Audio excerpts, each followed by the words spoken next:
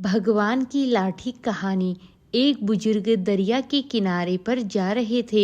एक जगह देखा कि दरिया की सतह से एक कछुआ निकला और नदी के किनारे पर आ गया। वह कछुआ कुछ आगे बढ़ा ही था कि तभी एक बिच्छू भी उसी किनारे से उछला और कछुए की पीठ पर जा बैठा। वह कछुआ फिर से नदी के अंदर चला गया और तैरने लगा। यह सारा क्रियाकलाप वह बुजुर्ग बड़ी हैरानी से देख रहा था। उन दोनों को देखकर उस बुजुर्ग ने उन दोनों का पीछा करने का निश्चय किया। वह भी उनके पीछे नदी के किनारे किनारे चल दिए। कुछ दूर जाकर वह कछुआ नदी के दूसरे किनारे जाकर रुका। वह बुजुर्ग भी नदी के पार कर उन दोनों से कुछ दूर जाकर खड़े हो गए।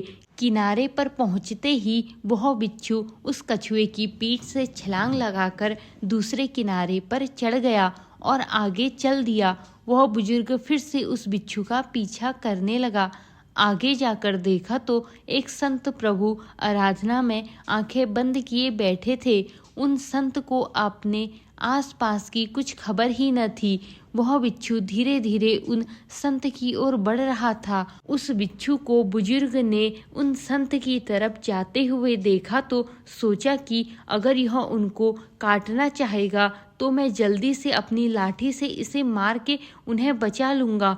किंतु जो ही वह कुछ आगे बढ़े उन्होंने देखा कि दूसरी ओर से एक बहुत बड़ा जहरीला सांप तेजी से उन संत की ओर बढ़ रहा है। जब तक वह सांप उनके पास पहुंचा तब तक वह बिच्छू भी वहां पहुंच गया। जो ही उस सांप ने उन संत को डसना चाहा त्यों ही वह बिच्छू उस सांप के पास जाकर उसको अपना डंक मार दिया। बिच्छू के जहर से वह सांप कुछ ही क्षण में अचेत हो गया।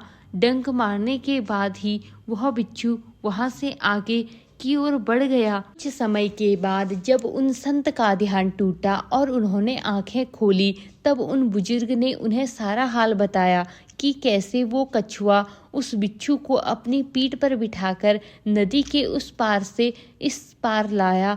फिर कैसे उस बिच्छू ने एक सांप से उनकी रक्षा की।